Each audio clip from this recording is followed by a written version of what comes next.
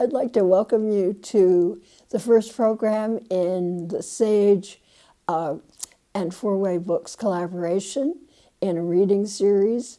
SAGE is a foundation that supports agricultural education and the arts based in Shrewsbury, Vermont. Four-Way Books is a small independent publisher, a nonprofit in New York City that publishes both exciting first books and sometimes Pulitzer Prize winners, a wide range of poetry and short fiction. Today we are going to talk with three writers of books that came out during the pandemic or right before it. The books are Reliquary by Abigail Wender, which came out from Four-Way Books in 2021, and Here by Sydney Lee, which came out in 2019 in the fall, and my own book called Days of Our Lives, which also came out in 2019.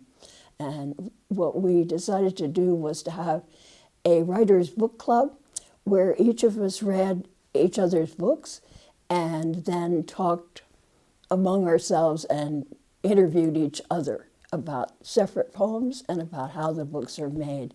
So I hope you'll enjoy the conversation and look for these books, which you can find at the Four-Way Books website and also at bookshop.org. Well, welcome to this poetry discussion. It's a kind of poetry book club in the sense that we each have read each other's work and would like to talk about it together. This is a Four-Way Books event in the sense that all three of us are published by this wonderful press. Martha Rhodes is here as our publisher, and we have Robin, who is Sid's wife, who is here, and we have Rohan, who is Abby's husband, and we have Stephen Avatel, who is our videographer. So welcome to everybody at Shrewsbury Library. We're going to start with, in reverse alphabetical order, with Abigail Wender and her book Reliquary. And Sid would like to start with a poem that he particularly was struck by and will ask Abby to read first. I will. It's the sequence called Auguries. Happy. I'd be very interested in recite. All right. And that is on page 27. 27 and following. Yes. All right. Auguries. Oh, my brother, no more your orphan mouth. Why can't I kneel and pray? I let myself out the window, take the fire escape. The days pant, the days hang. He vanishes like water through my fingers, but he wasn't made of water or light, though he seemed lucent, tender after the evening bath. The child who wrapped a towel turban-style on his head joked, I'm delightful to be with. He was right about the war, and I was a pedantic twerp.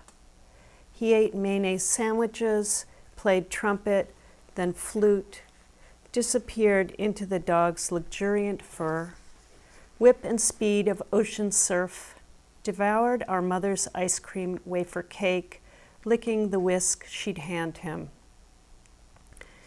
The poet Horace told his friend not to weep. It's all superfluous. I won't be there. This is a reliquary to hold my brother's gifts, his sad kindness. What to say to those who remember him? I wait to hear him praised.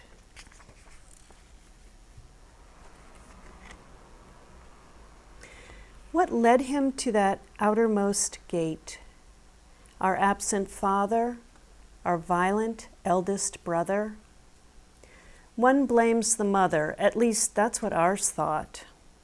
Don't wear that, no one will love you. You look like trash. Mother, who brought the grown child home, stayed awake with him strung out, shallow-breathed, who stored his methadone on her refrigerator shelf. Our older brother weeps, back shaking. He looks like a crow hiking his shoulders, raised for flight. His red hair dyed blue-black. She looks out the window hung with sky. Tears mark her brown suede jacket, slide from the creased face and wide mouth, from her neck to her hands, from her dove-like body, her dark head, fine hair, the sharp smell of her as she bends over me, my hand patting her back. She stares at a point beyond this, twists papers my father demands she sign, and gives in.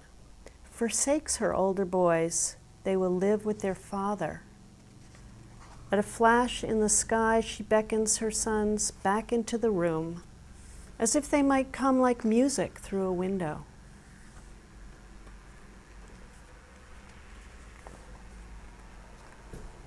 I find a cache of love letters, airmail paper still crisp.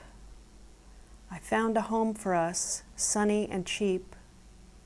On what occasions does she reread these letters? Each time they go to court?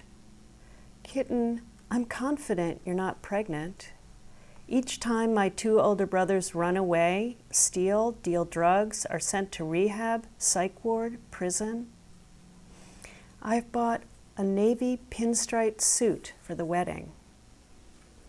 Below my father's signature, she has appended with old age scorn, had a wife, he couldn't keep her. The house is divided. Descended from gray wolves, our affectionate dog barks, guards the domus. Wide-mouthed mother packs the linen drapes, takes my younger brother and me. Far-sighted father takes the ivory chest and older boys. The dog of the era is left behind to shepherd, dig the rat hole by the brook, to pace, retreat, and wail. Dying, my mother asks, what madness was I thinking to forget the dog?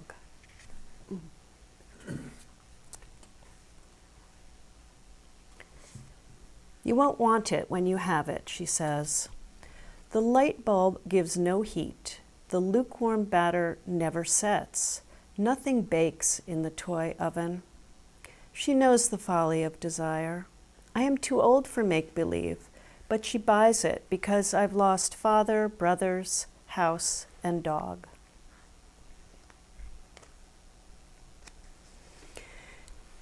Driving half-lit, snowy streets, the cabbie says, keep fingers off glass. From the rear-view mirror swing bronzed baby shoes. Whose are those? Who are we? Shuttled from home to home, knapsacks rattling on the seat, two mice in a tin. My baby brother's fingers leap on glass. Ghosts jump from the past. Wow. Abby, Yeah. I wanted to, well, this poem begins with elegically with a recollection of your brother's tragic overdose death, progresses through the sundering of your parents' marriage, and in a moment of inspiration, there's that heartbreaking little section on buying the dysfunctional Easy Bake Oven, Right. and talks about missing a dog. I mean, and these things all seem so completely disparate as I synopsize them. Mm-hmm. And yet it just seems like such a perfect, imaginative whole. And I guess my question is, did you have a sense of where the sequence was going, or did it reveal itself as you were writing? I think it really was initially a series of letter poems with a direct address. So it wasn't a sequence at all. It was, well, perhaps it was a sequence because they came rushing out one after the other, and there were many more that ended up as different poems. And then they were eventually put together as a sequence. So I think the answer is no. I didn't see it in that way that you're thinking, and I didn't see the objects of it, the pieces within the poems. I knew they came from the same emotional space, Right. but I didn't think about it that way. I see. But you did sort of discover after the fact that various disparate parts would fit together Yes. in a way that you wouldn't have anticipated. Yes, And exactly. I just found that fascinating, Yeah. that it worked so well in spite of what seemed to be such disparate parts. And so many of the images that are so striking, that are emblematic really of the whole book, are in this poem. It's just astounding that so many of the things that I remember best from the book, from my first reading, are really here. That this is the kind of, definitely the heart of the book. And the sense of haunting that this childhood and adolescence really has brought to this speaker who is carrying this. And then what I guess stunned me so much was the very last poem, Headstone. Could you read that one too? Just, it's so short and so such a kind of stunning ending, that just such a surprise. Headstone. The living need such tending. What about the dead? Carefree, no interest in an eye for an eye, bullseye. And that bullseye, and the sense that you really never lose that sense of what is in you of the past, I think. I mean, that was the way that kind of awareness came to me, that the book reaches that point of, yeah, this is what I have, and this is how I'm dealing with it in a direct, clear, intelligent, emotional way. Is the way the whole book reads to me. Well, I think on a similar theme, I would ask for the second poem to be Brother Again, which is on page 72.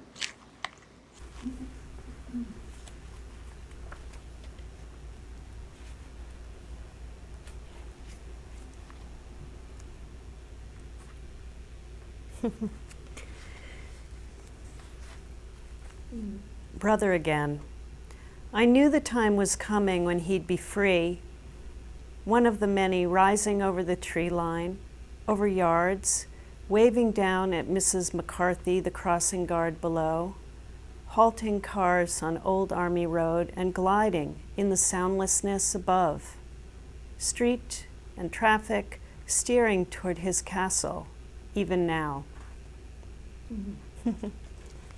I was wondering if you would, it's not too painful to do it, to reflect on that word free in the poem, and how you construe it and how you think the reader ought to construe it in order to make sense, not only of this individual poem, but of the volume as a whole.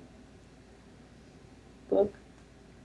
Or are you saying as it reflects, as I think about it on the book, or on the... Not necessarily. Let's keep it to within the poem. Okay. When you use that word free, it struck me because it could so easily be taken as incongruous, but I don't think it is, but I'd like to know your notion of what the freedom consists in. I think I'm smiling a little bit because as I was reading it, I was remembering that as a kid going to school, which is where, the crossing guard and sort of the actual place in my mind was, I used to imagine as a kid going to school like being in a bubble, floating to school.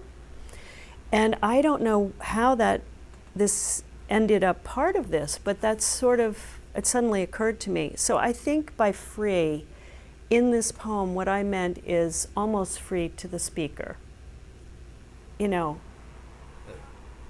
longer held accountable or held as a loss or all those things where we hold somebody. I think that's what I was thinking about. That's the way I construed it. I thought that, the freedom was principally the speakers. And it's not just a matter of, oh, well, that's all in the past, I'm moving on, but a sense that the brother's death is not the story of his life. I mean, in other words, he died, but it doesn't end there. There's a lot that is still salvageable from before, going way back to school days. It's very interesting. You talk about that vision of this. I used to have exactly the same thing. I used to, especially it was half asleep before I got out of bed in the morning to go to school. I imagined myself in some kind of a hovercraft. Right, me too. I would see everything going on below. Must have been the Jetsons. I just I found this like so much here. I just found it wonderful. I also think free for himself because there were so many regrets that he felt. Sure. So I also think that that's the kind of freedom, because I remember somebody said to me once reading this, like, what do you mean toward his castle? How could you even think that? But I do think that I also felt how much he regretted his life. Sure. And that was painful, is painful. And you have a sense of him as a child. His castle, his imagination, his sense of freedom and joy, really, that I think you do get in these glimpses of him as a child. Good. And I also read free as free of his addiction, free of his suffering. I mean, he was really, really suffering. And I think the compression, the spareness of your poems really is so immensely resonant, because meanings move off in different directions, move into the past and into the future.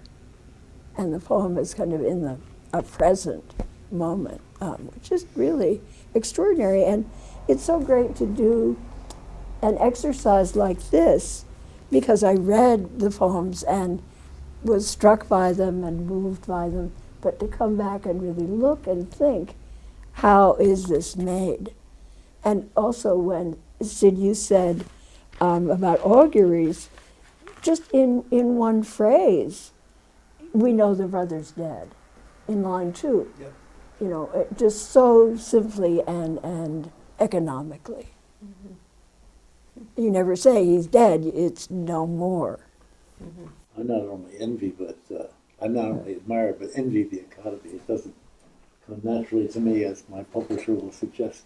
But I find it extraordinary you can pack so much into such terse presentation. It's really, really a gift.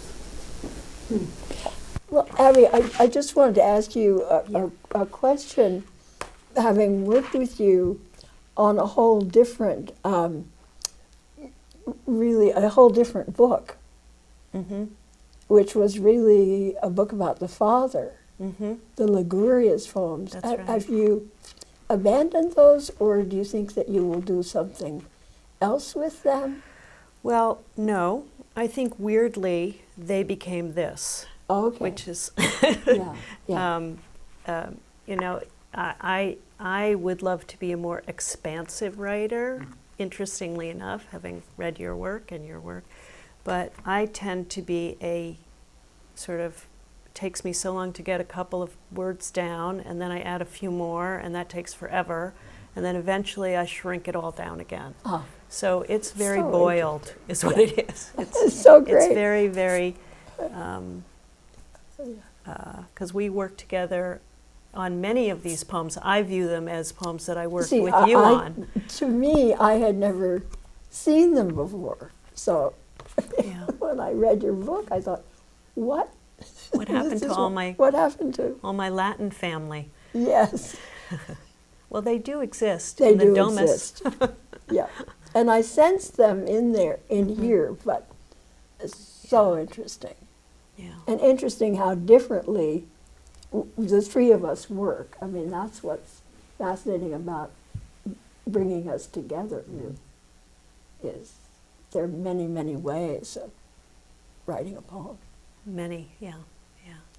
So, Yeah. well, So thank you. now shall we turn to you? I'm the next to the alphabet, I guess, if we're going backwards. Yes. Yeah. Well, that is great. Yeah.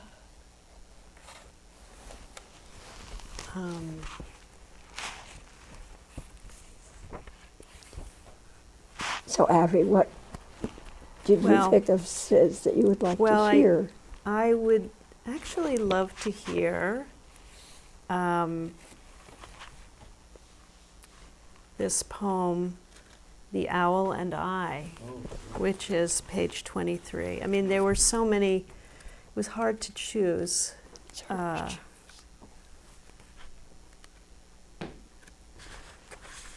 The Owl and I. Once the Jimcrack cross got burned on our lawn, my mother took off back north to have me. My father was stationed in Gadsden, Alabama, before the Second Great War, commander of so-called colored troops. And he'd invited a few of his men inside the house, it seems. A radical thing indeed just then in the heart of Jim Crow Dixie. So my mother escaped giving birth down there, though I don't have any idea why I'd think of this, which, near to her death, she spoke of so many years after. Why now, on watching a barred owl glide to a hemlock gone dark at sundown? Everything else is well going dark around me here where I stand. Once, at midnight, she thought she'd heard a whoop of human anguish and wondered whether some soldier was being lynched outside. My father went for a look but found nothing. My lifelong relations with my mother were vexed, I now suspect, in part because between us two stood a lot in common. Jews were being crammed into cattle cars just then, but for Dad and those troops, the evil in Europe lay several months ahead. Still, real or imagined, that cry of mortal misery stuck with Mother, though no signs of nearby violence turned up next morning. The company came en masse to mess. Shit on a shingle, as the GIs said, dried beef on toast. So life went on, at least for a while, more or less. It ought to bring comfort that I'm where I am, aging but safe, my kin constantly swelling as sons and daughters produce their sons and daughters. And winter so harsh this year, giving way at last to spring, with snowdrops glinting, the freshets making their evanescent cascades through the woods. I recall how Mother loved this season. Why then this lonely sensation? It feels that I'm in some pitch-black tunnel and won't get out again. That this, as the saying goes, is it.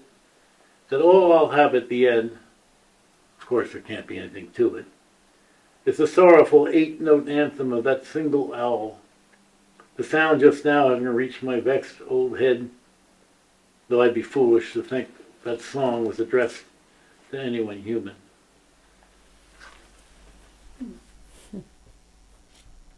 For me, and I was curious can I address? Okay. There are many things in this poem that I found throughout the book.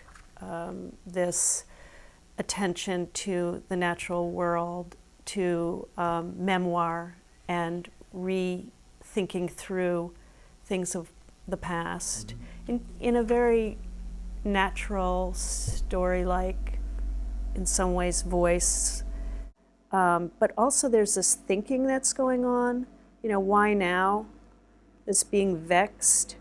I'm vexed, my mother's vexed. And these turns towards the end about, and also the family's there with you as a speaker, but this complicated self. Why this lonely sensation? It feels that I'm in some pitch black tunnel and won't get out again. But knowing at the same time that the natural world has its own completely, utterly, perhaps unknowable agenda from our own, and yet we make it ours. I thought there was a lot in this poem that I saw of your whole world that you were making, which was, I don't know how you came to make it, but it struck me. Well, it's a poem I like myself quite a bit. I read it in public often when I'm asked. And I'm going to be absolutely candid here. I don't quite understand it. I don't quite understand it. I don't understand why the barred owls call it famous 8-note ending with downward to a sound. Why that made me think of that old story that my mother told, not on her deathbed, but shortly beforehand. It might have been the slightly mournful sound of the owl, made me think of that whoop that she was talking about, that she imagined, apparently. And I took off from there, and this is a bit of a detour, but to me it's quite interesting. There's a I call him a young man, he's now in his 60s, but I knew him as a boy. He was like 14 or 15, he was an African-American boy. He was the son of a quite marvelous man in inner city Philadelphia, a preacher named, an Anglican priest really, called Paul Washington, who was kind of a local version of Martin Luther King. I mean, he was similarly gifted oratorically and incredibly brave. I mean, doing things that really put himself at risk. And I liked his sons. He had two boys, and I liked them a lot. But then after maybe, I worked with Father Washington with at-risk kids, right? And after 3 or 4 years, when I went on to other matters in my life, I lost touch with him. And then all of a sudden I got an email from him not long ago. He said, I've encountered that poem called The Owl and I. I don't even know where, somewhere on the internet. And he gave me his explication of it, which was really interesting to hear. And I won't go into that because it was quite detailed. But it was interesting in the sense that he saw things, and I have known he's an intelligent man who has ended up, I hope not too unfortunately, in Hungary. He married a Hungarian woman. But it was interesting to me that he had this sort of close reading, almost new critical response to this poem. And it all made great sense to me, but it didn't ring any bells in terms of its conception. You know what I'm saying? I followed my instincts, and that's what I came up with. So I have to be frank in saying, really, all that stuff you're talking about, I'm sure is bubbling under there, but it was certainly not conscious. Well, I was thinking a lot about here, at the title, and there's something. Here is so many places in these poems. Here is both this natural world which is so loved, and it's the presence of the person and your physical presence, and the frailty that comes with age is something that becomes a motif in the book, and is there's something heartbreaking about this book which I can't really explain. Why the first poem, Ukrainian Eggs, and the sense of a past in which the speaker was not thoughtful, not sensitive, not aware of another gender and what their life is like. And the present, all of those things meld in the poems amazingly. Here is the consciousness of you as the speaker, which is part of what you are picking Absolutely. up on in the memoir poem. It, It's just I don't necessarily buy the notion that poetry is prophetic, least of all my own, but my wife referred to the fact that I had a coronary in 2016, and it was quite a surprise. It wasn't like any heart attack I wasn't much pain, there was not much shortness of breath. And if it hadn't been for her, I probably would have just toughed it out. But my family history on the male side with regard to cardiac issues is dismal. I've outlived them all by 20 years at least. So she urged us to go down to the local clinic up there. We were in Maine. And the guy took a blood test and said, "You're having a heart attack." I thought, "I can't be having a heart attack." "Well, you are having a heart attack." We went down to Bangor, and I had a stent put in, and things have been just fine ever since. But Good. I looked back at all the poems that I had written before that, and they seemed to point to the importance of physical presence. I'm here, by God. I'm planted here. And since that kind of incident, I think it was Dr. Johnson said the prospect of gallows concentrates the mind wonderfully. Yes. The prospect of wonderfully.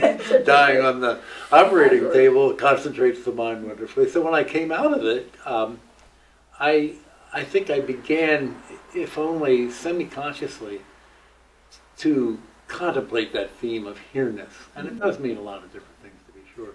But the very last poem in the book, here itself, and it's all about, this doesn't represent anything else. The cloud doesn't represent anything else.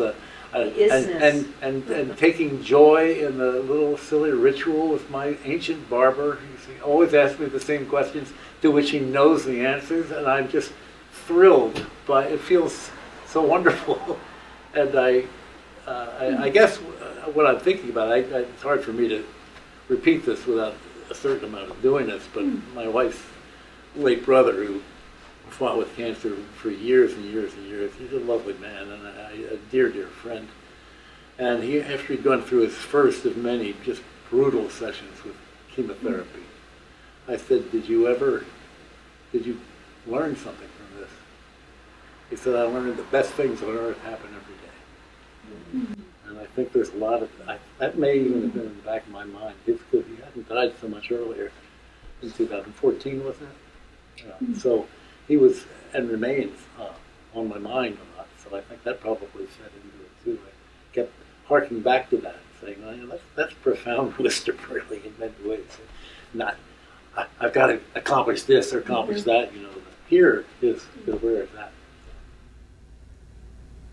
And what brought me to tears, really, in the first poem, I didn't understand, nor did I understand in the last poem what brought me to tears. But it was a confluence of that sense of we're not here very long, and nor is the world that we know here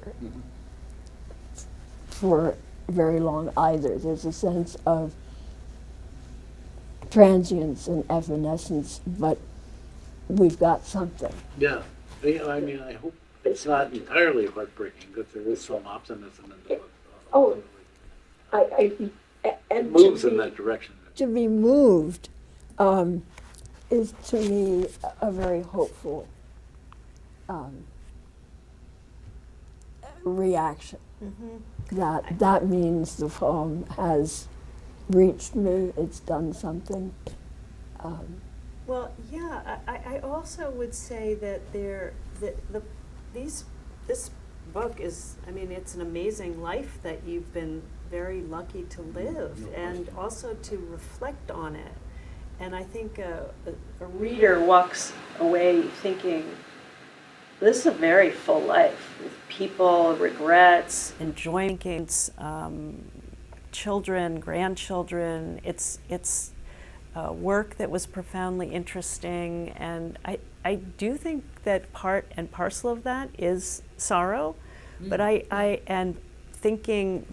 walked away from actually both books thinking these are very rich evocations of life, of being alive, and thinking about being alive, and I mean, I very much found kind of some joy in, the thinking, your poem about your daughter, spilled milk, just the thinking about tiny little thing that happened, or the son on the bicycle, tiny little things that come back, and they're regrets, but they're not only regrets, they're also joys to have remembered. So that maybe is kind of schmaltzy, but I did feel that they were very large. And Thank you. We could, it doesn't sound schmaltzy to me, but we could dress it up by quoting Wallace Stevens, who says, "Death is the mother of beauty." yeah, maybe. And, that sense of transit is Sometimes what yes, makes, sometimes what no, makes but- here so important. Yeah. Oh, I can't find the You one that I love. choose a poem. Yeah, that's. I can't find the one about the son who is studying to be an EMT Oh yeah. and comes to visit. I like that. And there's suddenly a memory of him coming as a boy with the Bluets. And when I say being moved to tears, they're happy tears. I mean, it's a sense of being filled and satisfied by poems. Stoicism? What? Is that Stoicism? The son's. Yeah, I think that I watch his truck disappear. that's right. 41. Exactly. Stoicism. Through a frost-flowered pane, I watch his truck disappear. Soul-moving thing in a wide tableau. So still with cold it might be an abstract painting, white on white.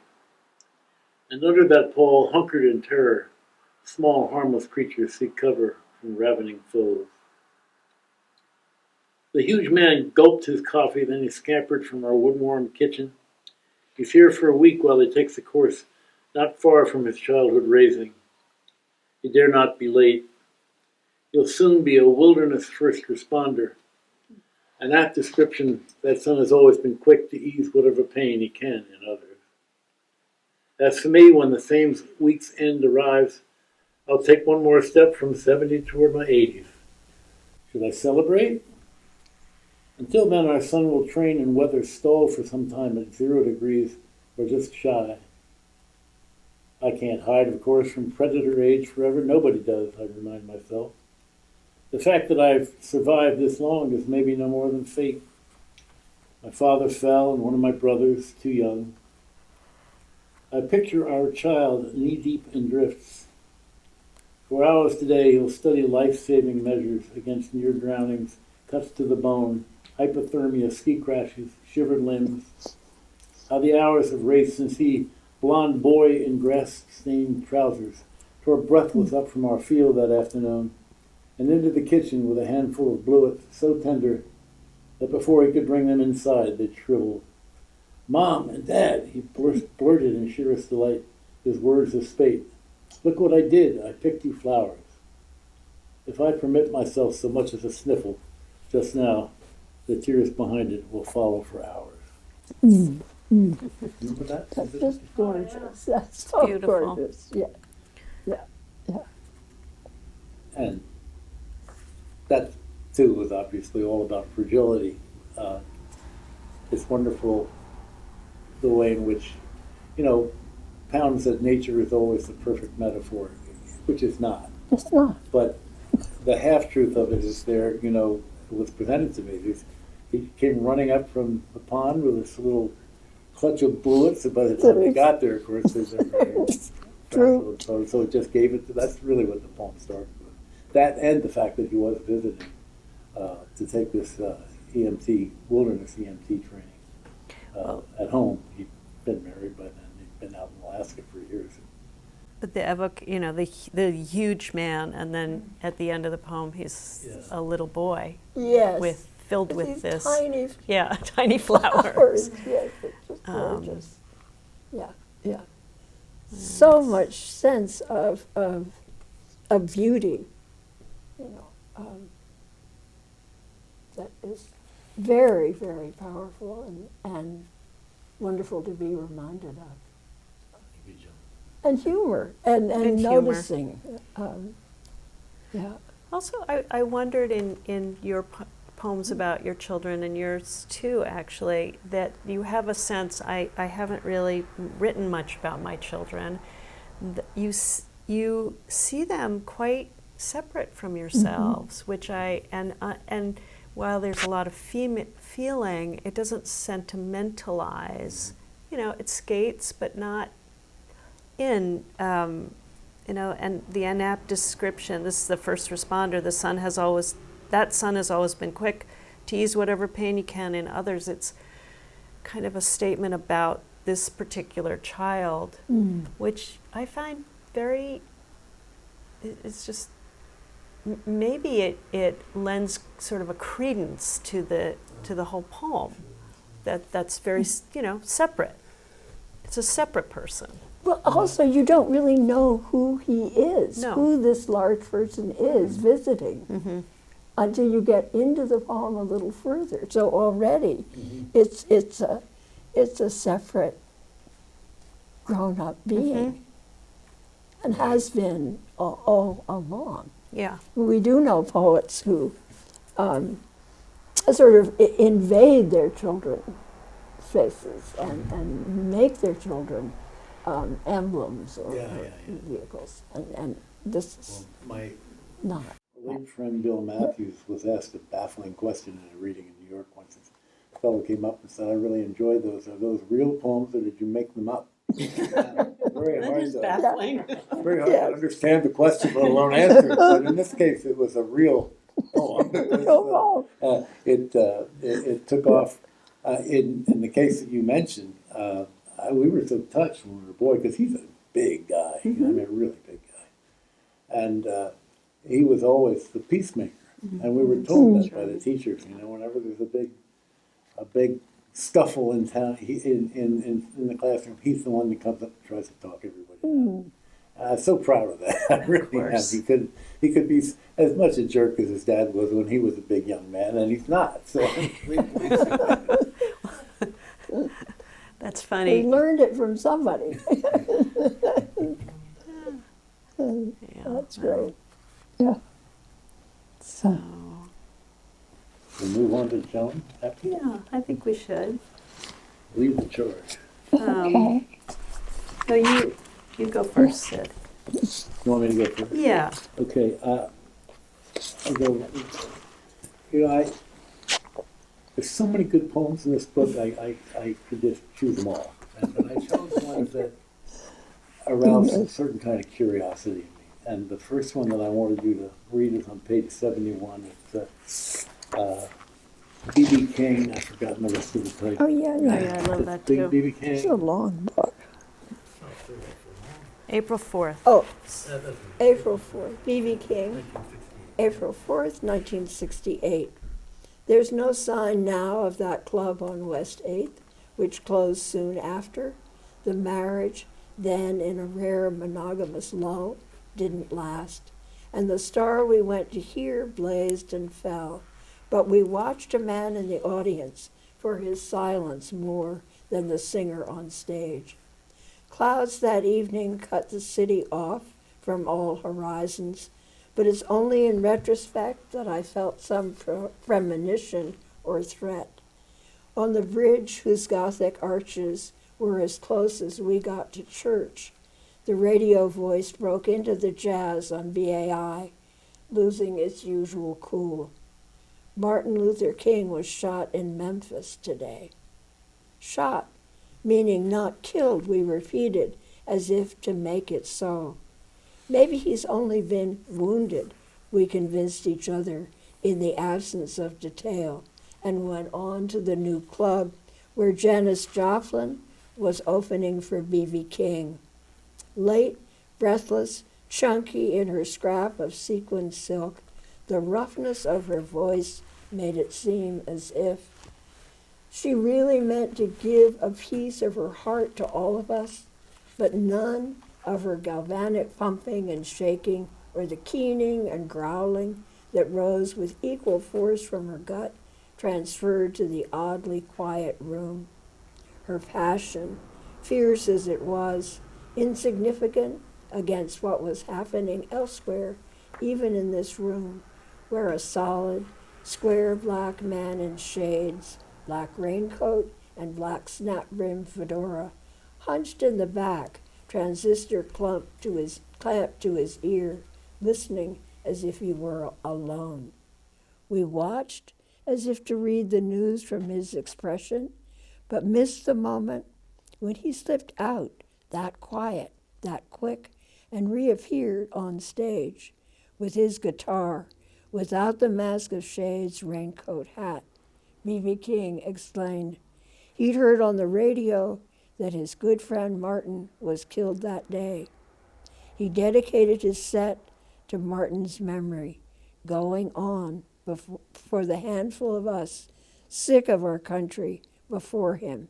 He played no hymns or ordinary songs of mourning, but the twinge and stab and joke of electric blues, songs of failure and faithless love, all our shortcomings, exactly fit the occasion, pressing hard on the strings, the nerves, until what was released was more than grief or rage, love or defiance, but made of them all a sound that brought us up, stomping on the heart of silence. Yeah. But there's a way in which you bring the personal, or not even so much personal, but the foibles and aspirations and failures of your coterie, your generation, not to mention your marriage, which comes up so often. You meld that with kind of the inadequacies of American social and political life, to put it politely. And again, it's a question similar to what I asked Abby about auguries, is that did you know that was where it was going, or were you surprised yourself by the turn it took in remembering that day? We all remember it in our own way, because of a certain age. How can you not? Right. How can you forget it? But I just wonder, if it had been, I'd probably just start writing about that night and hearing the news and then see where it went. And I just wonder how it evolved for you. I guess, yeah, I started writing about that night and how amazing it was, and how amazing that we didn't realize who that man in the audience was. And just the contrast between Janis Joplin, who we loved, who we were excited by, and the really deeper meaning of B.B. King, and how just how we were brought, I don't know, to an awareness then, really, that I tried. I mean, I knew there was something in there. Yeah.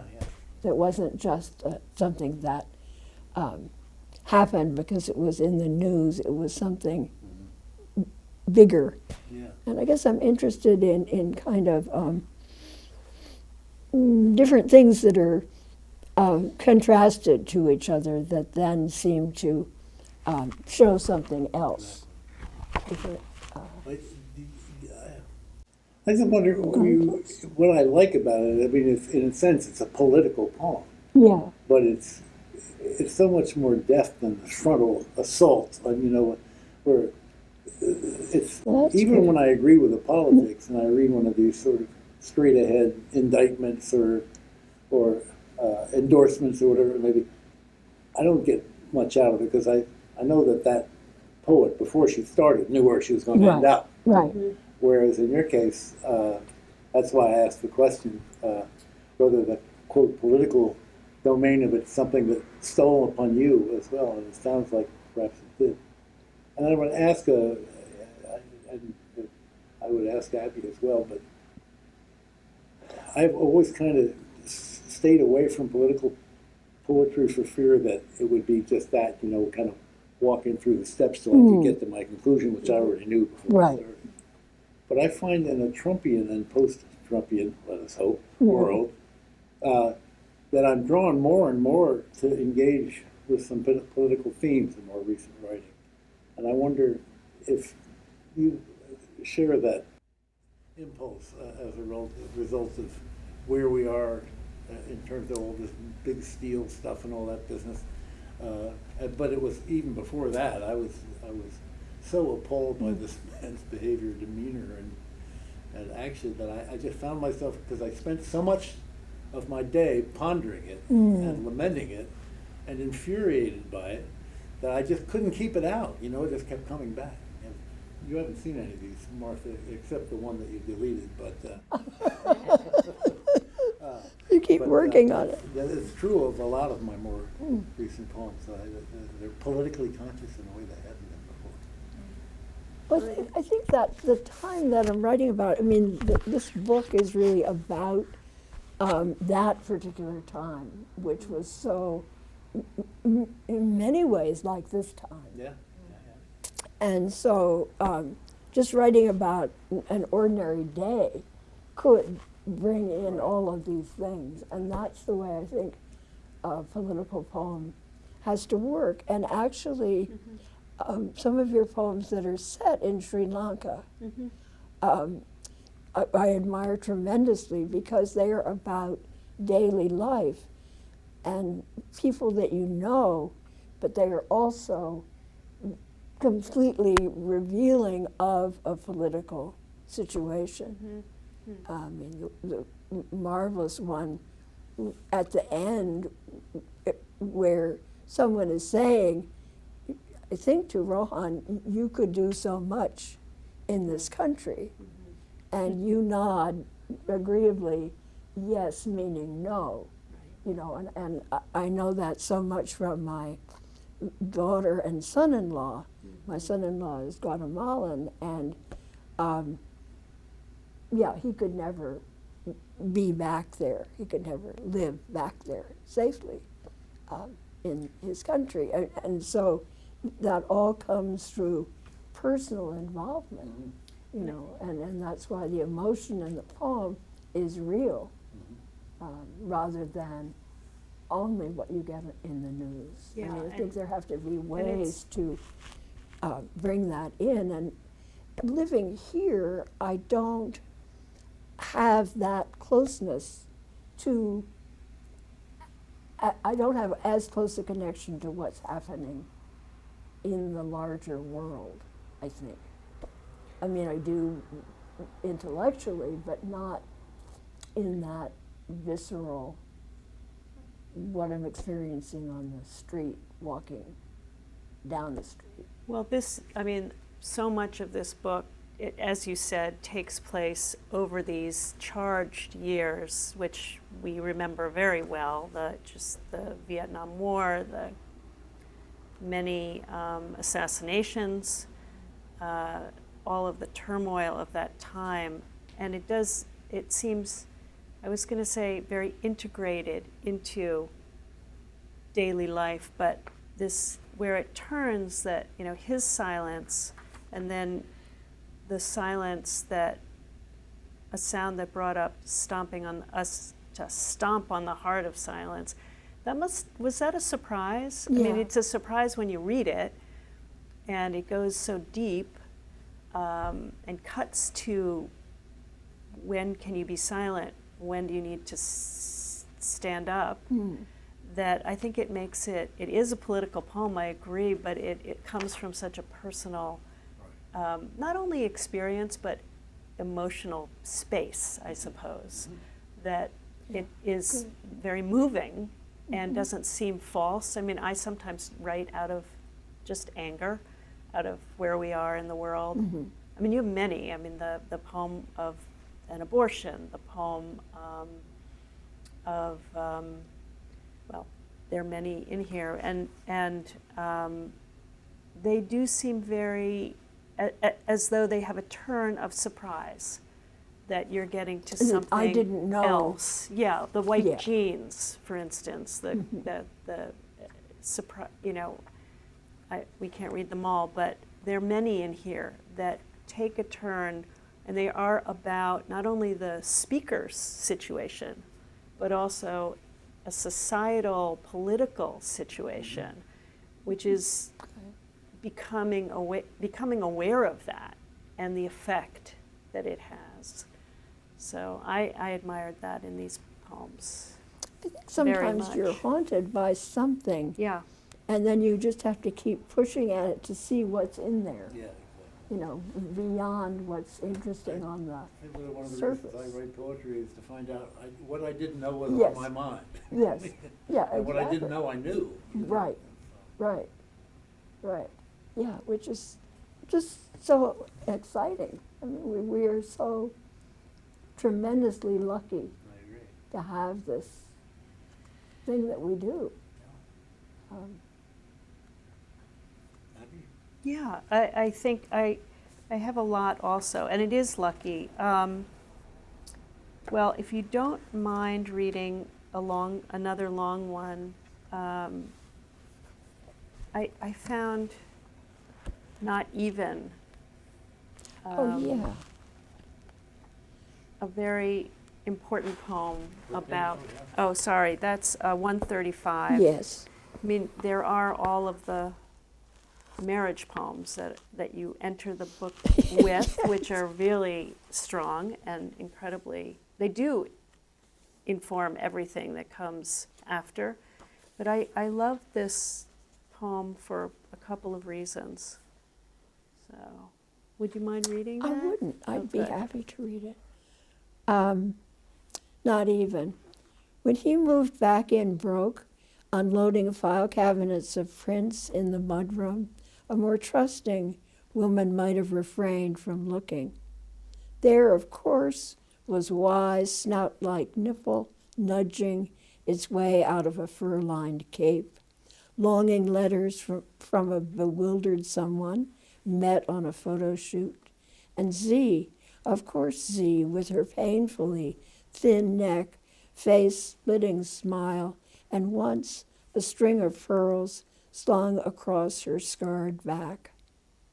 What ended it wasn't all that evidence. Maybe he's changed. Or even the day I found him in Main Street Park with X, her hand moving over his back under his shirt, though that came close. Or the note, "Oh, Tor," from her sketch pad, scrawled as if in blood, "I don't know what your marriage means to you, but he and I are in love."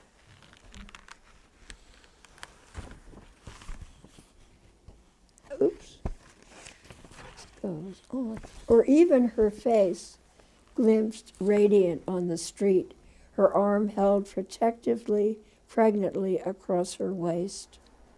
Or even the night he snarled, "I only stay because of her," meaning our daughter who, although we thought we whispered, came from her room bewildered.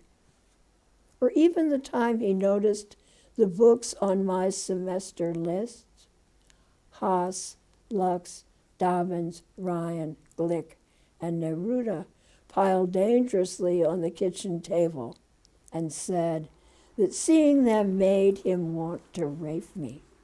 Not even then, though that came closer. But the residency day, the student teacher lost control of his promising subject, and I, irritated by the chaos, made some, to me, simple distinction and felt, rather than saw, the smartest poet in that place stare at me as if I'd said something important, having retrieved a gift lost years before, believing I had something worth saying and saying it. Yeah. Yeah, that was Goddard. Goddard. And that class that I'm writing about was a class on poetry and politics. Mm-hmm. Oh, that's interesting. which just lost its complete focus and yeah.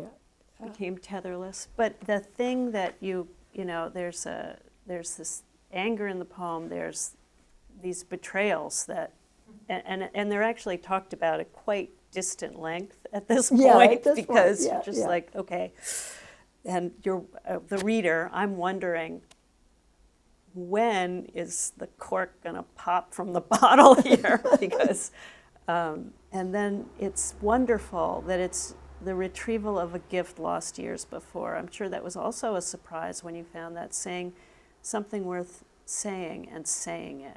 It just seemed so one and complete. It's really interesting how these The little, self. I don't know where that came it's really interesting how these little moments that you didn't know were so damned important, when they happen, all of a sudden become sort of palimpsestic of something you didn't know was so important to you, and I think you captured that so well. I have hope it's not a venal question, but because it leads to another issue that I've often had. I have to confess that the husband in this poem is very, very easy for me to hate. I would just want Oh, to yeah. slap him in the face. Yeah.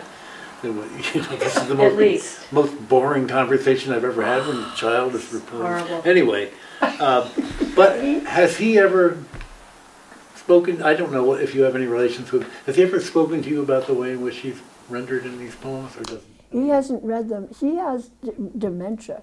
Oh. He is now about 90. Let me see. He's about 95, 94. Well, I won't slap him anymore. And he's pathetic. He's in here. Yeah. There's a poem towards the end where he is. I'm giving him security on an apartment. Yes, I remember that. The reason I'm interested is, I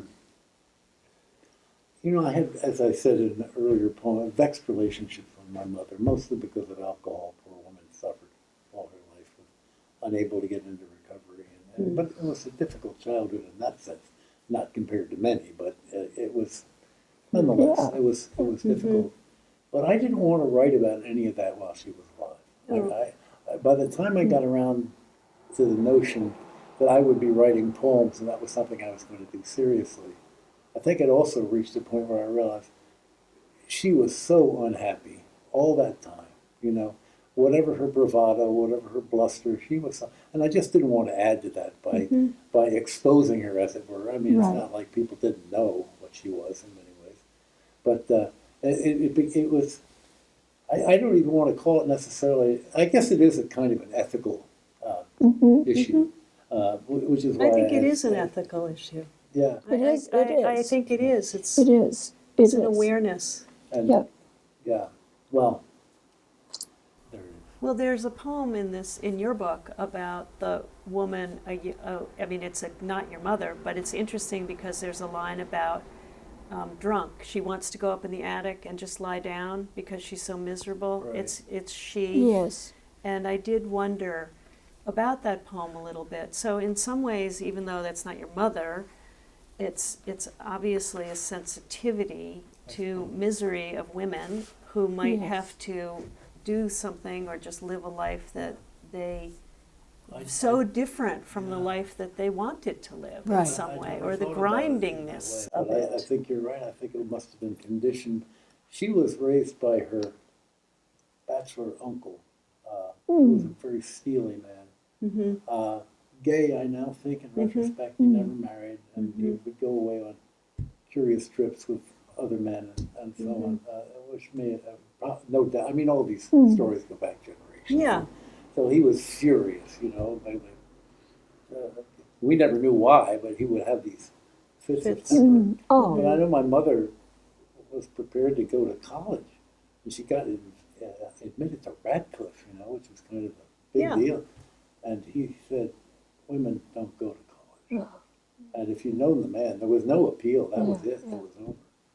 And so, I mean, she was hard on me. I could never get good enough grades in school because I wasn't, quote, applying myself.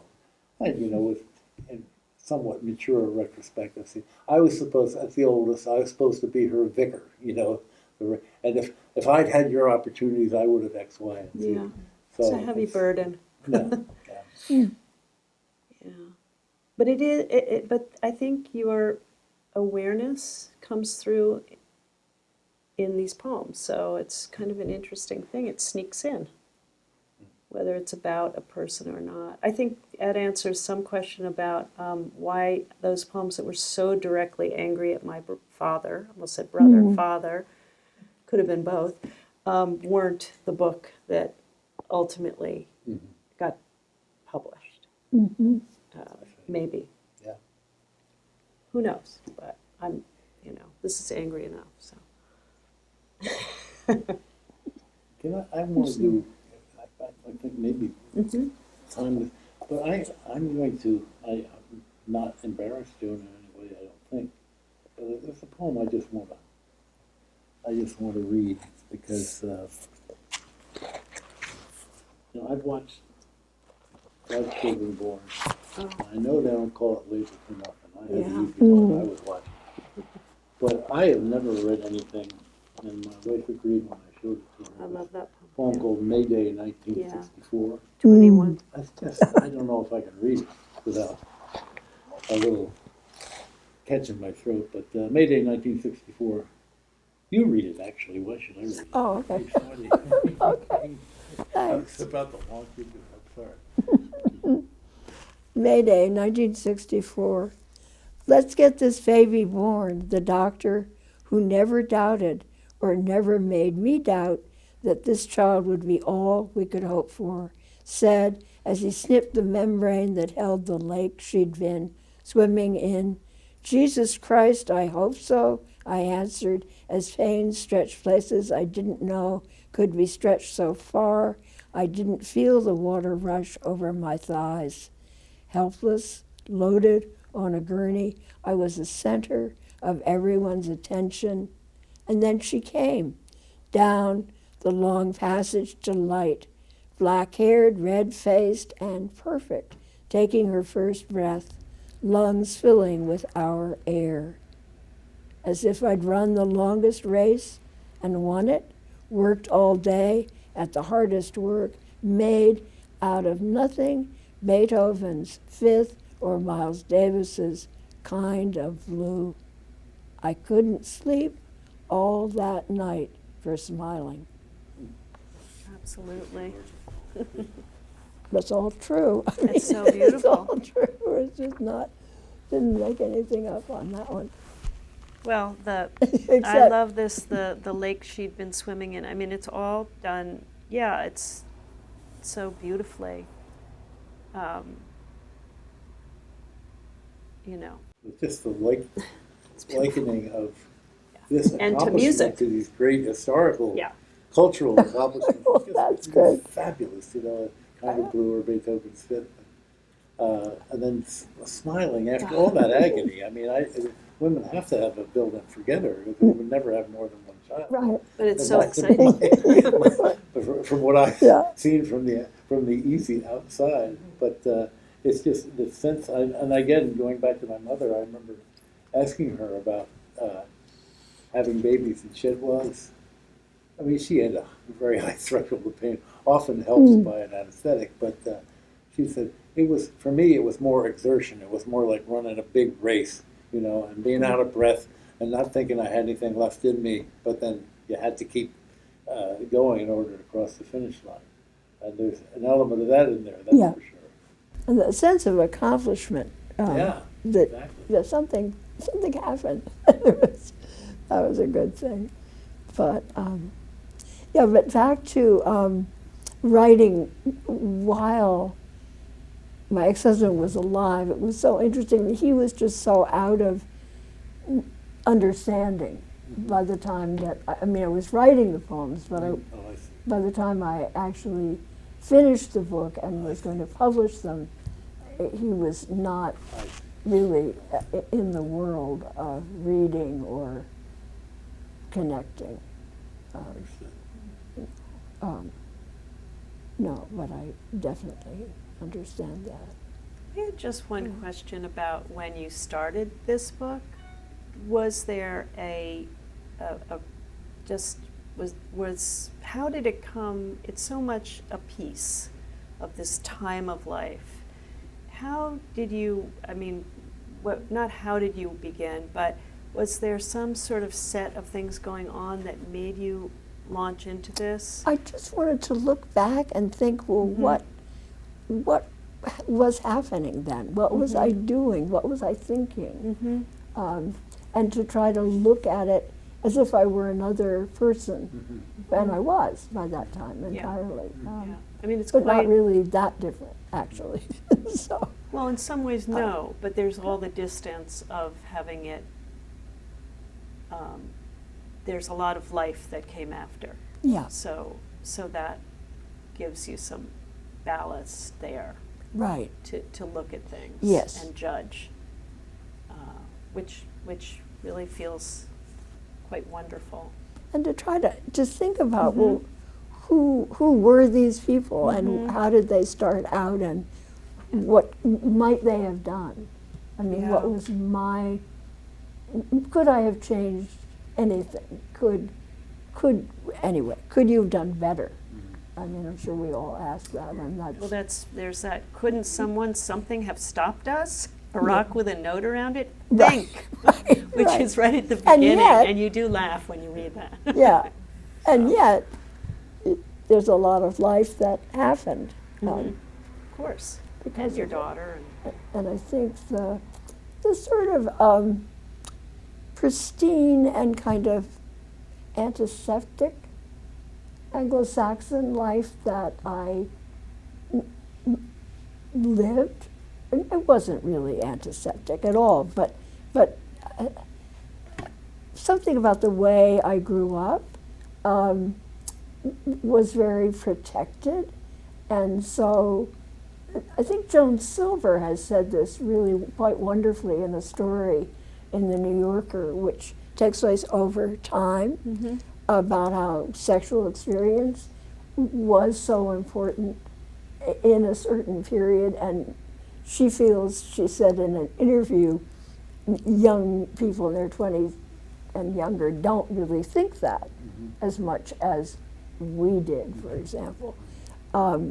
And so, anyway, thinking about who I was and what the choices I made was kind of interesting.